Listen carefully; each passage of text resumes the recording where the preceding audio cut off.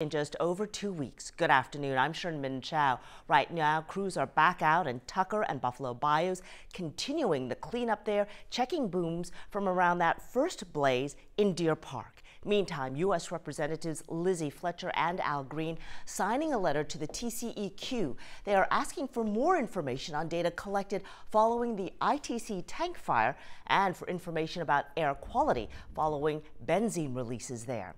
Meantime, in Crosby, the Harris County Fire Marshal's office says it has now interviewed about 50 people following yesterday's fire at the KMCO facility. Investigators are on site now, but not yet able to enter the fire zone as they look for a cause. Yesterday's disaster killed one worker, seriously injured two others, and triggered a shelter in place for hours.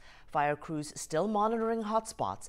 Harris County Commissioner Adrian Garcia is in Washington, D.C. today, speaking with the EPA about the Deer Park fire from earlier this month. He says responding to the ITC incident helped them with yesterday's KMCO fire because air quality monitors were already in place and the EPA was able to respond quickly since it was here in our area. The fire yesterday did burn some isobutylene. Experts tell us that gas, not as toxic as benzene, a known carcinogen, that was released in the ITC fire.